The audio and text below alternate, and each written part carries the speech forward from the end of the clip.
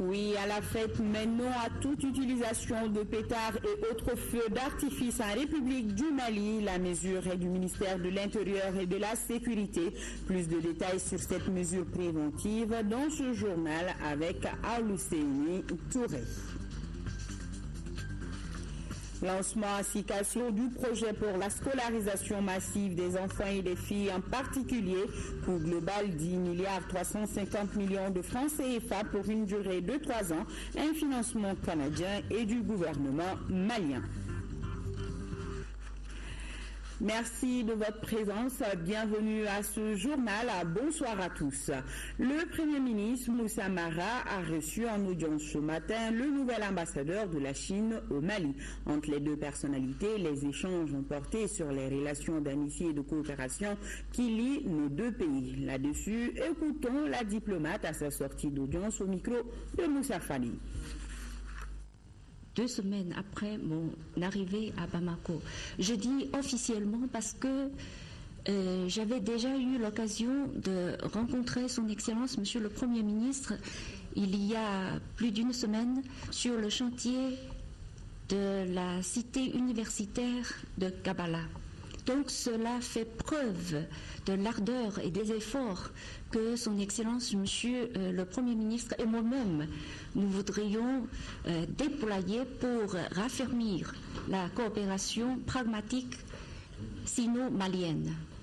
Et tout à l'heure, avec le Premier ministre, nous avons passé en revue les relations d'amitié et de coopération traditionnelles entre la Chine et le Mali. Et nous avons plutôt étudié et exploré des voies et moyens nouveaux pour renforcer encore davantage la coopération déjà existante dans tous les domaines entre les deux pays. En tant qu'ambassadeur, je ne ménagerai aucun effort pour promouvoir cette coopération. Un autre ambassadeur reçu en audience, mais cette fois-ci par le président de l'Assemblée nationale. Il s'agit de celui de la Mauritanie au Mali. Issaka Sidibé s'est également entretenu avec la délégation du groupement des professionnels des agences de presse et de communication. Compte rendu d'audience, c'est avec Isaac Chimi. L'ambassadeur de la Mauritanie au Mali est le premier à être reçu par Issaka Sidibé. Mohamed Ould Mekal est venu transmettre le message fraternel du président de l'Assemblée nationale de la Mauritanie et échanger avec le président de l'Assemblée nationale du Mali sur les questions d'actualité concernant les deux pays. Nous sommes très préoccupés par la situation au Mali depuis le début de là et notre position, notre vœu le plus ardent, c'est que le Mali recouvre la paix, la stabilité, se consacre au développement. Nous sommes un pays voisin du Mali, nous partageons avec le Mali plus de 2000 km de frontières. Nous sommes interdépendants sur tous les plans.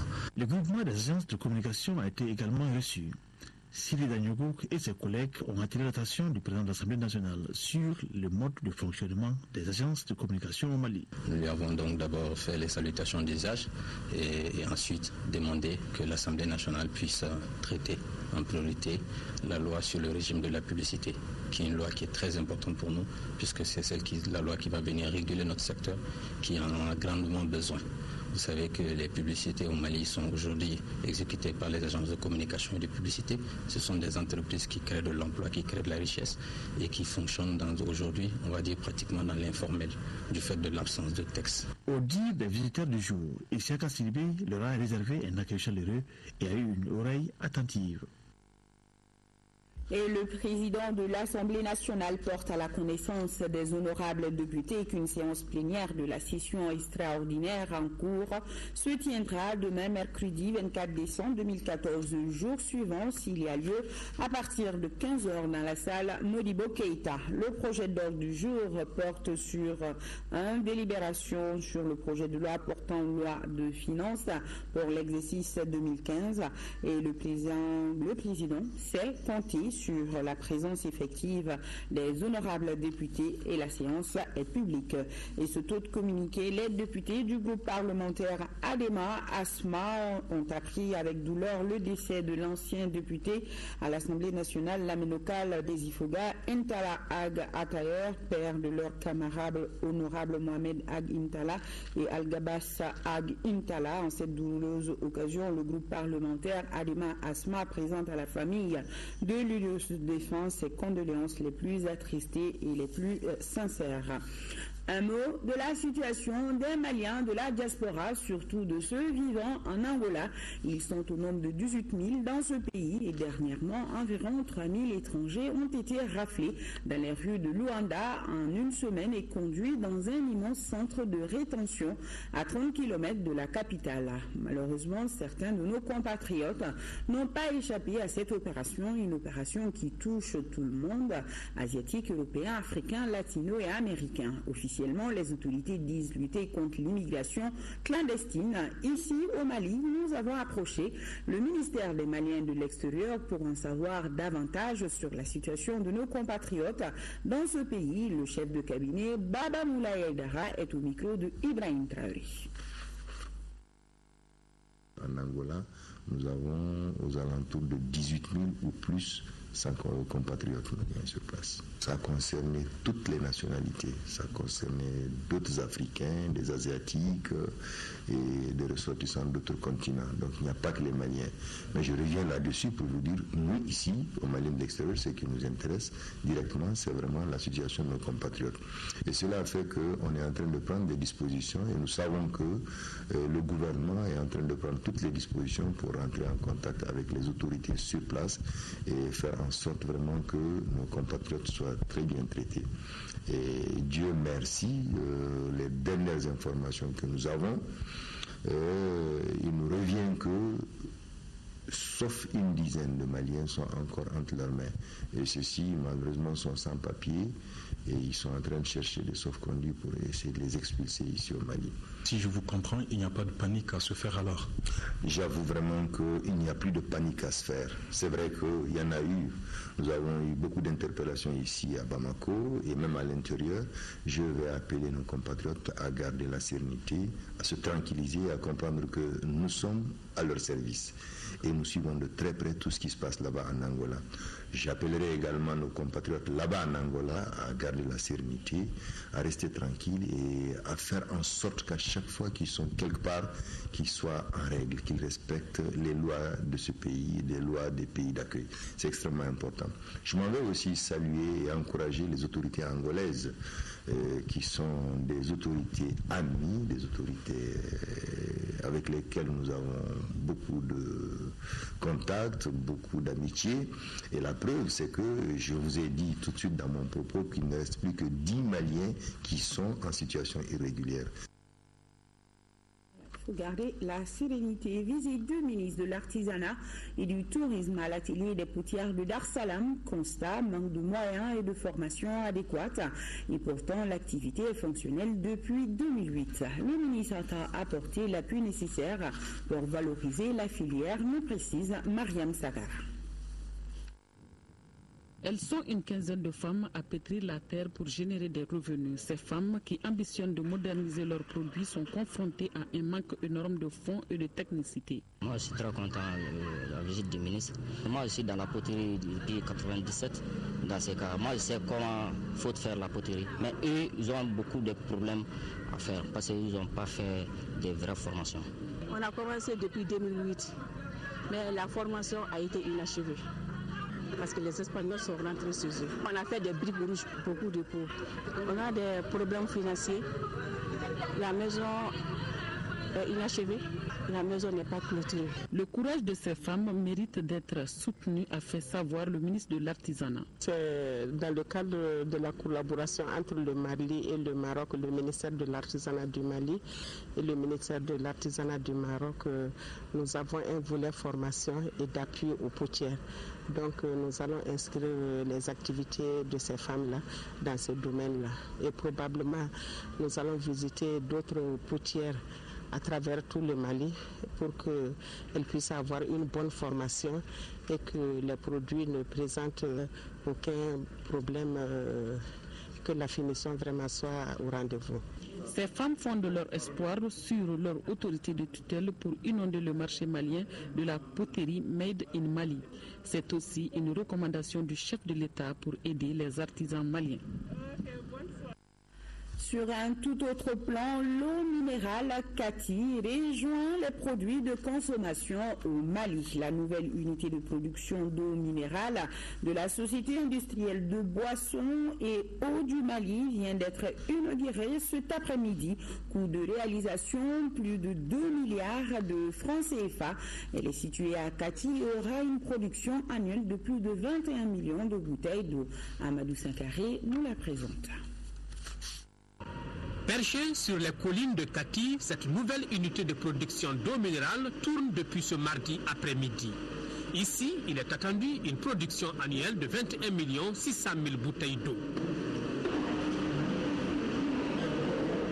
En initiant ce projet, son promoteur est bien conscient de sa pertinence. Nous avons essayé de faire ce projet pour essayer d'améliorer au maximum l'eau minérale au Mali. Nous avons essayé de faire quelque chose qui satisfait tous les consommateurs. Aujourd'hui, il faut faire beaucoup attention et ne pas laisser les citoyens boire n'importe quelle eau. Je pense aujourd'hui que nous avons relié l'environnement à la santé. Cette 7e unité de production d'eau au Mali vient ainsi renforcer le tissu industriel de notre pays, d'où la satisfaction des autorités. Vous et vos partenaires s'inscrivent parfaitement dans la vision de la politique de l'excellence prônée par le président de la République, son Excellence Ibrahim Boubacar Keïta, en particulier dans sa volonté et sa ferme détermination d'intensifier le partenariat avec toutes les bonnes volontés, aussi bien sur le plan bilatéral que multilatéral, et s'inscrit dans les priorités stratégiques du Mali en matière de promotion du secteur industriel. Mesdames et messieurs, l'ambition du gouvernement du Mali est de faire de ce secteur la locomotive de la croissance économique et l'excellence au rang des valeurs nationales. Pour le représentant du Premier ministre à cette cérémonie, l'installation de l'usine eau minérale Kati est une bonne chose, mais il y a des exigences auxquelles il faudra faire face. L'investisseur doit veiller à respecter beaucoup à la fois le code des investissements qu'il a suivi, mais le code du travail, puisqu'il va avoir des employés. Et les travailleurs aussi doivent se dire qu'avoir investi jusqu'à une telle hauteur demande qu'ils prennent part à la rentabilité de cet investissement, qu'ils abandonnent les pistes faciles des grèves sauvages. Aujourd'hui, cette entreprise a créé 47 emplois et entend atteindre 80 dans les mois à venir. Première session du comité de pilotage du projet de développement des compétences et emploi des jeunes. Fruit d'une étroite collaboration entre le gouvernement du Mali et la Banque mondiale, le projet va contribuer à l'atteinte des objectifs du gouvernement en matière de formation et de promotion d'emploi pour les jeunes. Il est susceptible de créer pour les 5 années à venir plus de 400 000 emplois.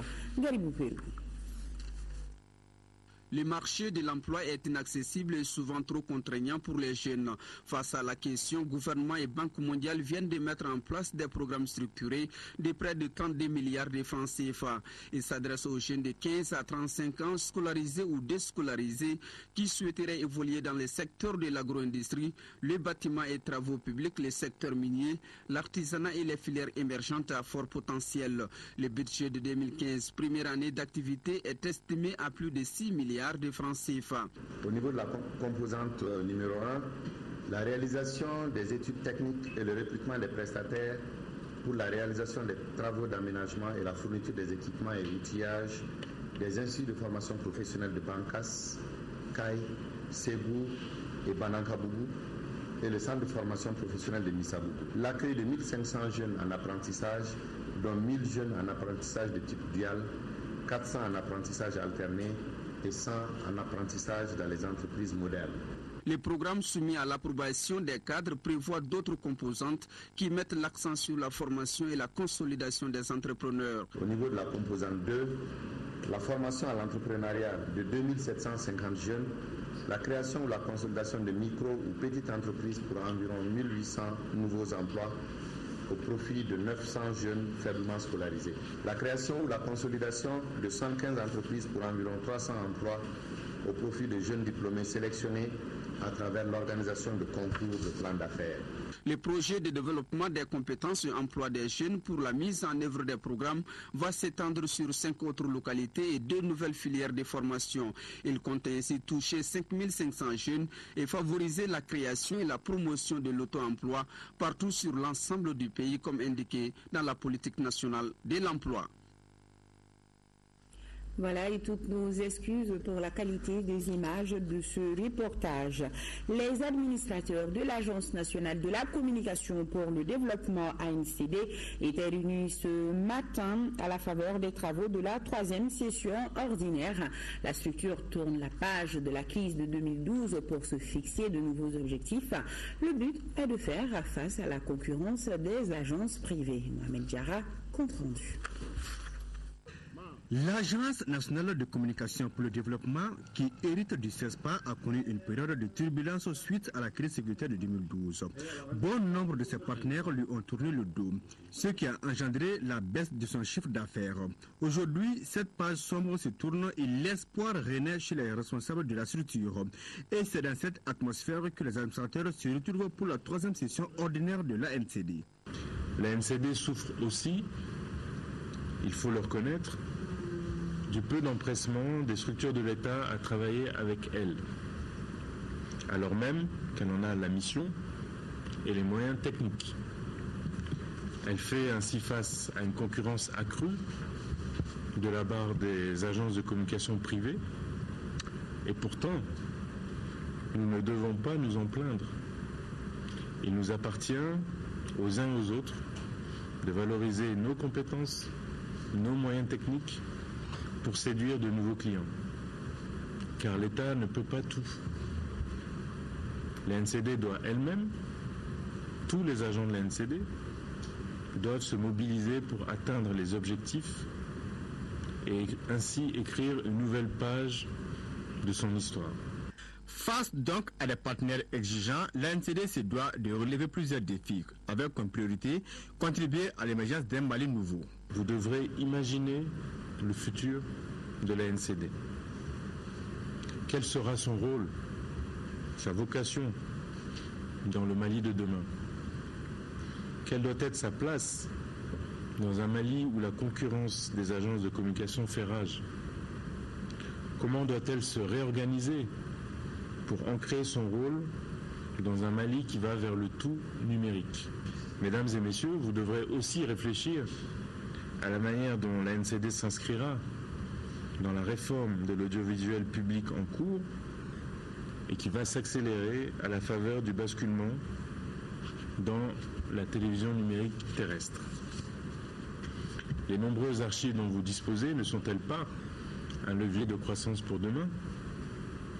Il s'agit là de pistes sur lesquelles je vous engage à la réflexion. À l'issue des travaux, les administrateurs ont convenu de la nécessité de renvoyer certains points à l'ordre du jour d'une session extraordinaire qui se tiendra au plus tard le 31 janvier. Il a été demandé à la direction générale d'imprimer plus d'ambition au programme d'activité 2015 en rapport avec la volonté de dynamisation affichée par la présente session du conseil d'administration. L'agence malienne de radioprotection AMARAP a elle aussi tenu ce matin la 10e session de son conseil d'administration. Au cours de la rencontre, les administrateurs étaient appelés à adopter le procès verbal et les recommandations issues de la 9e session. Moussa Fane, les détails. Le budget prévisionnel 2015 de l'agence malienne de radioprotection AMARAP se chiffre en recettes et en dépenses à 480 millions de francs CFA. L'AMARAP, dans ses missions, a répertorié et mis sous contrôle 443 sources de rayonnement électromagnétique. L'agence assure également la surveillance permanente d'environ 600 travailleurs exposés au rayonnement ionisant dans l'exercice de leur profession. Parmi les activités prévues pour l'année prochaine, il y a les activités de routine, c'est-à-dire les inspections, les autorisations et le suivi dosimétrique et les analyses des denrées. Le directeur a invité les responsables des établissements détenteurs des rayonnements ionisants à une meilleure compréhension pour la protection de l'environnement. Nous souhaiterons toujours une meilleure compréhension et du public et des utilisateurs pour qu'on puisse atteindre les résultats qu'on cherche, puisque dans ce domaine, il s'agit de protéger les individus et l'environnement contre les risques des rayonnements ionisants. L'atteinte des résultats a été possible par l'engagement de la Direction générale et des travailleurs de l'AMRAP, sous l'impulsion du conseil d'administration et surtout grâce au soutien de l'État et de l'Agence internationale de l'énergie atomique qui finance l'essentiel des investissements et activités de l'agence. À l'issue du conseil d'administration, les administrateurs devront formuler des recommandations pouvant promouvoir le développement de la radioprotection pour la sécurité et le bien-être de la population. Le budget prévisionnel 2015 du centre hospitalier universitaire de Kati est estimé à plus d'1,7 milliard de francs CFA, un chiffre révélé à la faveur de la 35e session du conseil d'administration de l'hôpital de Kati. Nous Sissoko, reportage. Le budget prévisionnel du centre hospitalier universitaire de Kati au titre de l'exercice 2015 est évalué à plus d'1,7 milliard de francs CFA. Un budget en baisse de quelques 38 millions de francs CFA par rapport à celui de 2014. Le budget 2014 qui s'élève à 1,787 419 650 francs CFA est à un niveau d'exécution satisfaisant. Le budget prévisionnel de 2015 s'élève à 1,749 141 658 francs CFA. L'hôpital de Kati a enregistré des avancées significatives ces dernières années, selon le président du conseil d'administration, ce qui lui a valu une place de choix parmi les hôpitaux de 3e référence. Les administrateurs comptent maintenir ce cap. La réalisation du nouveau service de gynécologie obstétrique et son ouverture en avril dernier permet actuellement d'offrir ces services à la commune de Kati et environ. Le nouveau service de radiologie devant abriter le scanner est en voie de finition. Un service de pédiatrie verra le jour en 2015. Pour un rappel, l'hôpital de Kati a été érigé en établissement public hospitalier EPH en 2003. À ce jour, il dispose d'un effectif de 203 agents, dont 160 fonctionnaires. 13e Assemblée générale du Conseil national de l'ordre des sages-femmes du Mali. À l'occasion, les cadres de la santé ont bénéficié d'une formation continue par rapport à la problématique des produits sanguins et de la drépanocytose chez les femmes en grossesse. La stratégie nationale de lutte contre la maladie à virus Ebola a également été exposée aux sages-femmes. Louise Traoré. Le Conseil national de l'ordre des sages-femmes du Mali met sa 13e Assemblée générale à profit pour procéder à la formation continue de ses membres. Le contexte actuel est dominé par l'insuffisance des ressources financières et le contrôle de la maladie à virus Ebola. L'efficacité de notre système de santé, à travers les dispositifs de la surveillance épidémiologique mis en place et aux dispositifs de veille activés, ont permis de circonscrire rapidement le fléau qui est de nos jours sous contrôle. Mais la vigilance demeure encore la règle. 10% des victimes du virus Ebola sont des agents de santé. Quant au taux de mortalité maternelle, il est de 368 pour 100 000 naissances vivantes. Il faut rappeler que les soins obstétricaux exigent très souvent des transfusions sanguines. Il est donc important que les professionnels de santé sachent utiliser correctement le sang, les produits sanguins et les liquides de remplissage vasculaire. Le 3e exposé de la journée a été consacré à la drépanocytose, facteur de complications de la grossesse. L'atteinte des objectifs du millénaire pour le développement incombe à la sage-femme, dont le sacerdoce est de sauver la mère et l'enfant. La cible est de 144 pour 100 000 naissances vivantes à l'horizon 2015.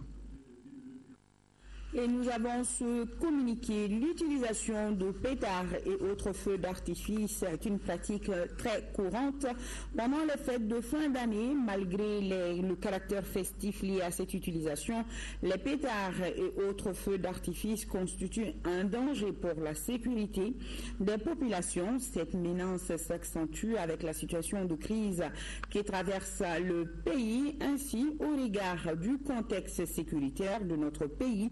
Et pour éviter toute confusion, le ministre de l'Intérieur porte à la connaissance des citoyens que l'utilisation des pétards et autres feux d'artifice est formellement interdite sur toute l'étendue du territoire national. Les forces de sécurité veilleront à l'application stricte de la présente mesure et les contrevenants s'exposent à des sanctions. Le ministre de l'Intérieur et de la Sécurité sait compter sur la bonne compréhension des uns et des autres et un appel à l'esprit citoyen de tous. Et justement, par rapport à cette mesure, nous avons approché les autorités compétentes pour en savoir plus. À Lucien Turé, la réponse. La nouvelle année pointe à l'horizon avec son corollaire de festivités et de manifestations souvent exagérées. C'est pour faire face à ces dérapages que les autorités policières et sécuritaires ont entrepris de prendre le taureau par les cornes. Première cible de cette disposition, les véhicules sans immatriculation. Beaucoup d'accidents avec délit de fuite sont occasionnés par des véhicules dont on ne peut pas identifier les plaques d'immatriculation. Beaucoup d'agressions, beaucoup de vols à main armée, beaucoup de braquages. Beaucoup d'atteintes aux biens et aux personnes s'effectuent grâce aux moyens de véhicules sans plaque ou simplement avec des plaques CH. Cela ne peut pas continuer et c'est pour ça que, en amont, depuis quelques jours, nous essayons d'immobiliser tous ces véhicules pour que la fête où les fêtes puissent se passer dans les meilleures conditions possibles pour tous. Les manifestations des jeunes avec les motos ou les voitures de façon à constituer un danger pour les autres et pour soi. Il faut que tous les parents interviennent, surtout auprès de nos plus jeunes, pour que ce qu'on a coutume d'appeler mal-vie, qui consiste à faire des acrobaties dangereuses pour ceux qui les font, dangereuses pour les autres usagers de la route, il faut que les parents veillent pour que les enfants soient un peu plus sages.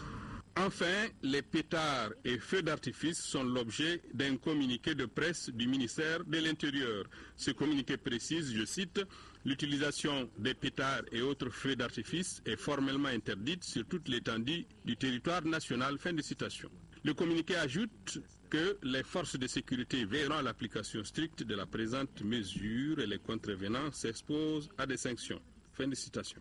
Il y a l'utilisation des pétards. Ça perturbe la quiétude des uns et des autres. Il y a des malades qu'on peut avoir dans le voisinage. Il y a des gens qui ont besoin de repos. Ça occasionne tellement de gêne. Et avec la pollution sonore et puis la frayeur que cela occasionne, vraiment. Nous demandons, nous tous, nous sommes tous concernés en tant que parents. Il faudra que nous veillons à ne pas acheter d'abord les pétards pour nos enfants. Reste à rappeler aux enfants et aux parents que les dites dispositions sont dans l'intérêt de tous.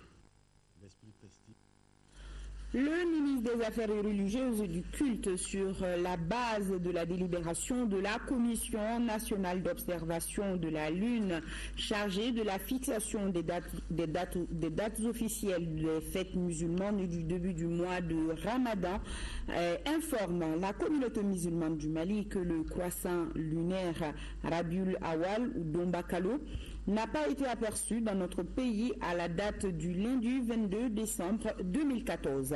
En conséquence, le mois lunaire Rabiul Awal ou Dombakalo débute au Mali demain mercredi 24 décembre 2014 sur toute l'étendue du territoire national et les dates des fêtes de Maoulid sont fixées comme suit. Naissance le dimanche 4 janvier 2015. Baptême le samedi 10 janvier 2015. Et nous allons justement rester avec le ministre des Affaires religieuses et du culte qui poursuit ses visites. Après Kita, Tcherno Amadou Diallo était hier à la grande cathédrale de Bamako. Il est venu s'inquérir de l'état d'avancement des travaux de rénovation de la cathédrale devenue patrimoine culturel national. Le ministre s'est dit satisfait de l'avancement des travaux. Il le dit au micro de Rachel Tessougui. Les fêtes chrétiennes approchent, notamment Noël, la fête du Christ. Il était nécessaire de la part de l'État et sur l'instruction du président de la République d'aller vers le culte chrétien par un certain nombre d'actes à poser. Déjà, nous étions à Kita pour le pèlerinage et qui a été reporté. Bien sûr, l'État salue la décision. Alors donc nous sommes là aujourd'hui, c'est pour un certain nombre de travaux. Vous avez vu le ponçage des carreaux à l'intérieur, la reprise de tout ce qui est siège. Aussi la réfection de cette esplanade, la reprise des carreaux, etc. Nous devrions faire les travaux de repeinture, notamment donner une nouvelle robe à l'intérieur de l'église et puis la cour. Alors, mais il s'est fait que nous sommes limités dans le temps et en accord avec le comité de gestion, ces travaux seront faits après donc, les fêtes de fin d'année pour que ce soit très bien fait, sans pression. Et voilà pourquoi donc nous sommes là et nous sommes satisfaits. Nous sommes satisfaits parce que l'essentiel est fait. Pour la cathédrale, ce que nous donnerons très bientôt, c'est au moins ça avoisine les 35-40 millions. Ce que nous avions fait à Kita, c'est la même chose. Après la capitale des Balanzans, le ministre de la décentralisation et de la ville rencontre les chefs traditionnels et coutumiers de la capitale du Kénédougou.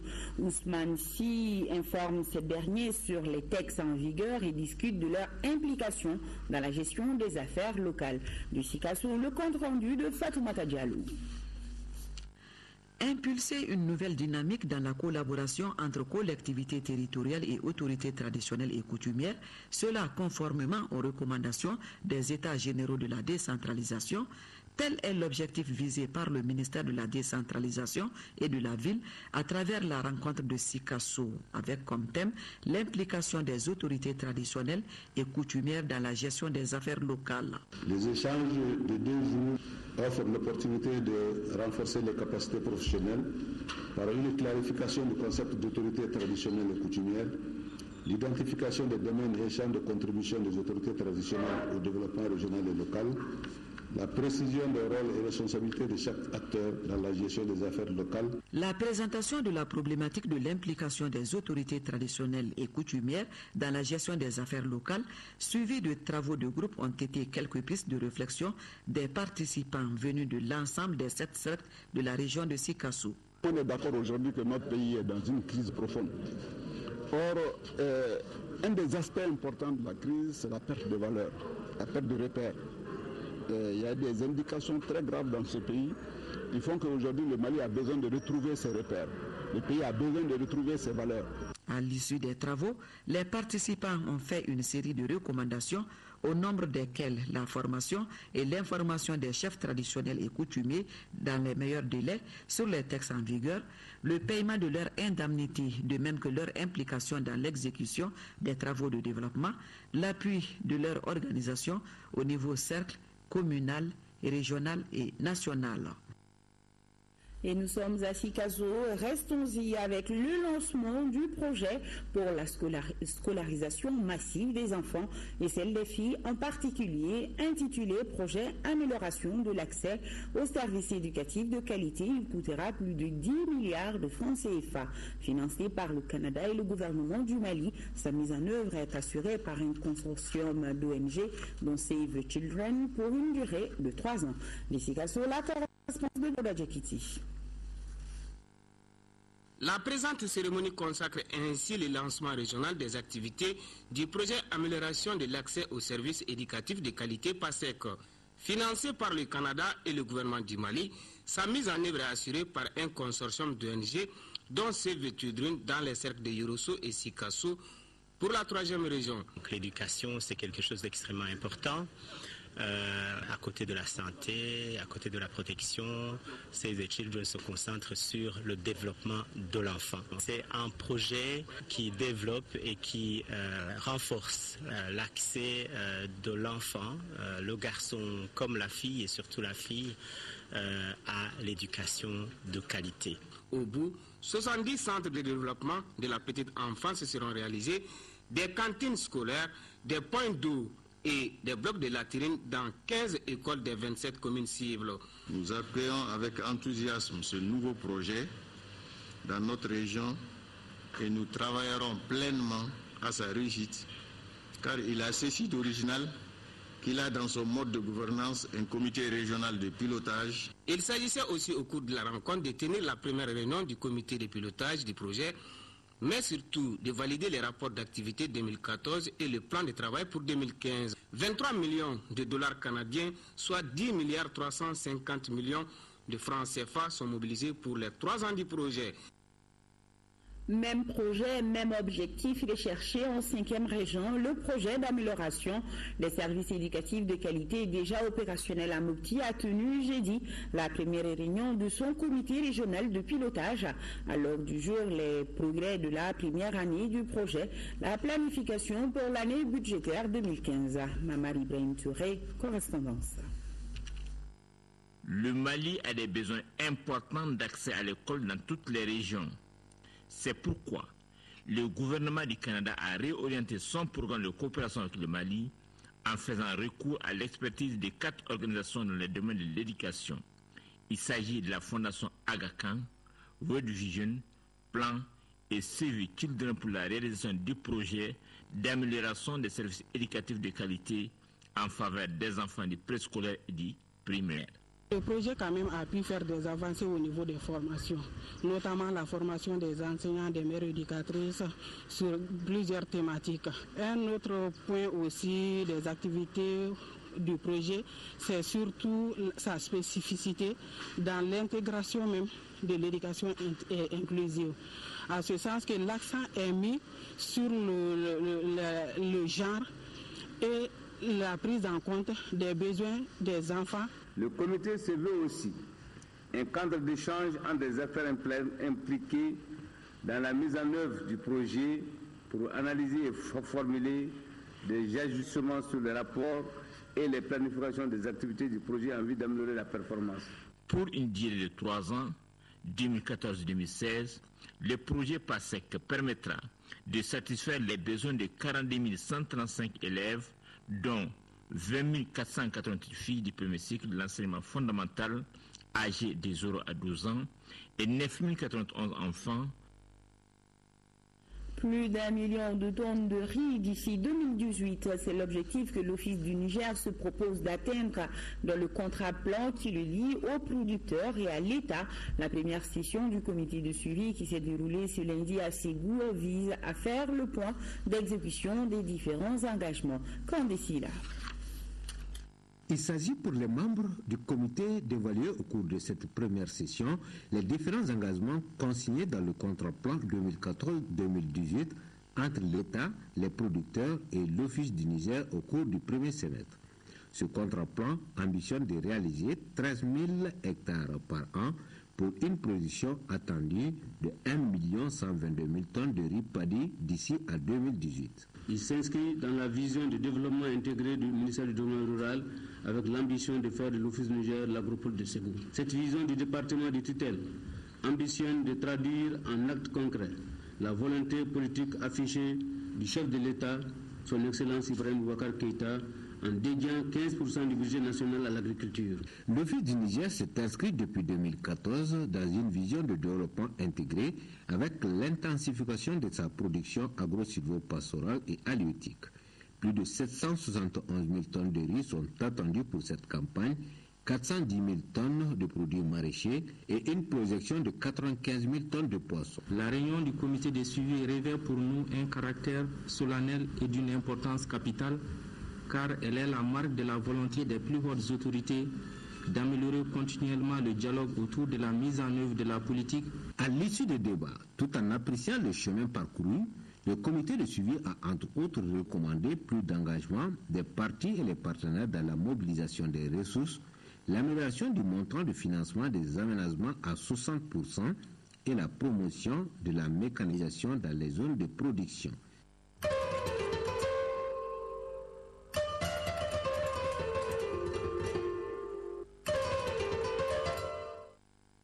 Les actions se multiplient dans le cadre de la lutte contre la maladie à virus Ebola. C'est ainsi que diverses activités ont été organisées ça et là à travers le pays. Les activités rassemblées, commentées ici par Mohamed Ould Mamouni. Le Lions Club Bamako Melina et Bamako Yele vont au secours des plus nécessiteux. Ils viennent d'offrir des dons aux enfants de l'UMAV et du village SOS de Sanankoroba. Ces dons sont composés de vivres et d'un lot important de jouets. L'objectif de ces actions vise à lutter contre la mendicité des enfants. Cela fait des années que le Lions Club Bamako Melina et Bamako Yele apportent leur soutien aux enfants de Mini à la même période. Les syndicalistes s'engagent dans la lutte contre la maladie à virus Ebola. La Confédération syndicale des travailleurs du Mali CSTM forme ses militants en matière de prévention de lutte contre ce fléau et autres épidémies en milieu de travail. Les travaux de 2 jours ont démarré hier à Bamako avec l'appui de la Fondation Friedrich Ebert. La coalition du secteur privé et ses partenaires se mobilisent contre les maladies épidermiques au Mali. Les responsables de l'organisation viennent d'organiser un atelier de sensibilisation des leaders impliqués dans l'éradication des maladies facilement transmissibles et qui tuent un nombre important de personnes parmi ces maladies, à savoir le virus Ebola, le paludisme et la tuberculose. Les organisateurs soulignent que l'élan de lutte préventive ne doit jamais être perdu. Dans la 5e région, la Direction régionale du développement social et de l'économie solidaire de Mopti, en partenariat avec l'UNICEF, a organisé une journée d'information sur les messages de prévention de la maladie à virus Ebola. C'est à l'intention des autorités politiques, administratives et religieuses, les organisations de la société civile. La journée vise à informer et les orienter sur les signes de la maladie, les mesures préventives et les pratiques rituelles d'inhumation sans risque. Le club des animateurs des radios libres de Gao s'engage dans la lutte contre la maladie à virus Ebola. Le club vient d'initier une journée culturelle pour informer et sensibiliser la population de Gao sur les modes de transmission et de prévention de cette épidémie. Cet événement a regroupé les établissements scolaires et les artistes locaux de la cité des Askia.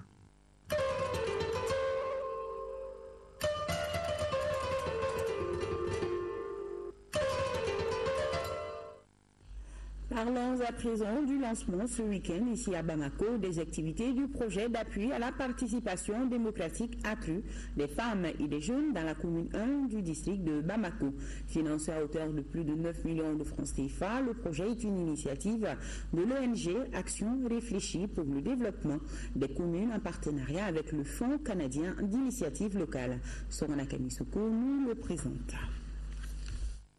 Désormais, les femmes et les jeunes de la commune 1 du district de Bamako sont mieux outillés pour participer pleinement au processus électoral dans la commune.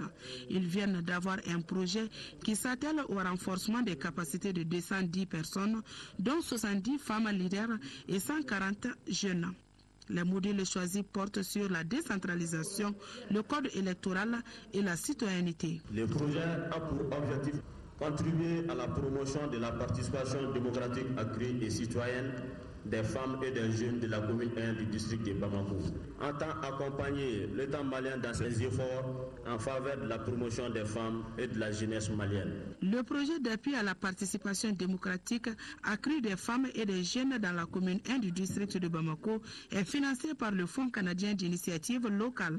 Ce mécanisme du Fonds canadien d'initiative locale FCIL permet d'appuyer des micro-projets à court terme proposés et mis en œuvre par des ONG locales et qui visent à améliorer les conditions de vie des populations. L'appui du FCIL est modeste par rapport au programme canadien de coopération au Mali. Il permet tout de même à appuyer la société civile et de répondre à des besoins locaux en travaillant au niveau communautaire. Financé à hauteur de plus de 9 millions de francs CFA, le projet d'appui à la participation démocratique accrue des femmes et des jeunes dans la commune 1 du district de Bamako a une durée de 3 ans. Et la page noire de ce journal, l'inspecteur d'enseignement à la retraite Boukari Diarra n'est plus. Décédé hier à l'âge de 87 ans, ses obsèques ont eu lieu cet après-midi à Amdalaï. C'était en présence du président de la République, Ibrahim Boubacar Keïta. Ce Boukari Diarra était commandeur de l'Ordre national du Mali, une distinction parmi tant d'autres qui récompense les efforts de l'homme dans la promotion de l'école malienne. Brahma Traoré, reportage.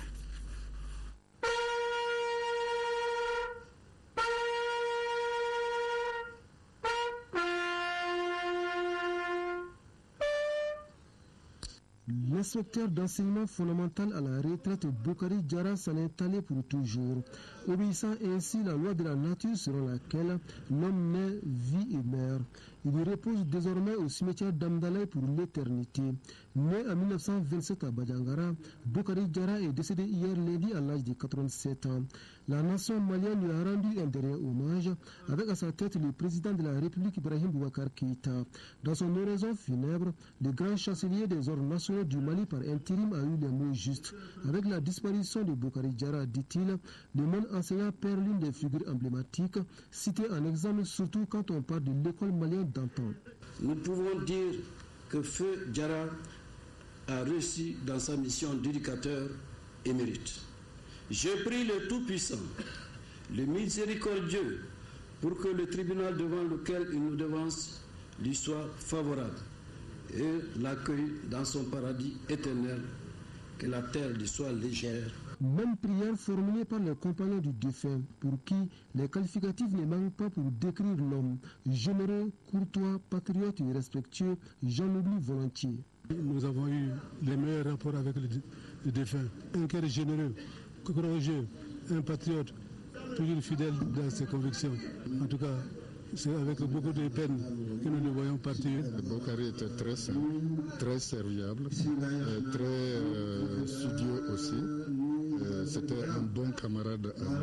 Nous souhaitons que le Tout-Puissant lui réserve une bonne place dans le Saint-Paradis. Feu Boukari Diarra a été également un père modèle, père dont l'un des soucis était d'inculquer à ses enfants certaines valeurs clés telles l'honnêteté et la droiture, comme en témoignent les porte-parole de la famille. La meilleure chose qu'on puisse donner à un enfant, c'est une meilleure éducation. Tu as beau donner de l'or ou du diamant à un enfant, l'or peut finir, le diamant peut finir, mais quand tu donnes une très bonne éducation, l'enfant pourrait s'en sortir toujours. Et il va affronter tous les obstacles de la vie et il va les franchir pour arriver à un objectif positif. C'est ce que nous a enseigné. Une nation reconnaissante récompense toujours ses dignes fils. Ainsi, Feu Boukari Diarra a reçu plusieurs distinctions. Chevalier de l'Ordre national, officier de l'Ordre national et commandeur de l'Ordre national. Il laisse derrière lui une veuve et 8 enfants, d'ores en paix, inspecteur. Autre grande perte dans ce journal, celle de Madame Salamatou Maïga, dite Bébé, l'ancienne secrétaire générale de la Fédération malienne de basketball et membre de FIBA Afrique, décédée aujourd'hui à Paris à l'âge de 62 ans des suites d'une longue maladie. Koudi Sibi nous présente la dame à la riche carrière sportive. Les filles ont défendu l'équipe, c'est vraiment... On le fait comme la dernière fois, les juniors ont été champions d'Afrique. Elle avait le basket dans le sang. Salamatou Maïga Bébé est dans le milieu de la balle au panier depuis son jeune âge. Elle fit ses débuts en tant que joueuse au Sonin de Gao. Ensuite commence une riche carrière au sein du Djoliba Athletic Club avec lequel elle remporte plusieurs trophées. Celle qu'on appelle affectueusement Bébé porte aussi pendant un bon moment le maillot des aigles basketteuses et participe à plusieurs campagnes africaines et mondiales. À la fin de sa carrière de joueuse, s'ouvre celle de dirigeante sportive tant au plan national qu'international. Salamatou est notamment secrétaire générale de la Fédération malienne de basketball de 1999 à 2014. Elle est aussi membre de FIBA Afrique pendant 16 ans et membre de FIBA Monde pendant 12 ans. Conseillère technique au ministère des Sports, Bébé Maïga était un exemple de femme battante qui a servi le basket de tout son cœur. Sa présence lors des compétitions internationales a toujours galvanisé nos sportifs, comme lors du dernier sacre de nos juniors filles à l'Afro-Basket en Égypte. FIBA Afrique présente ses sincères condoléances à la famille, à la communauté du basketball au Mali et en Afrique et implore la miséricorde du Tout-Puissant. Et la date de l'arrivée du corps et le jour de l'enterrement seront connus ultérieurement. Que leur âme repose en paix. Amen. C'est la fin de ce journal. Bonsoir.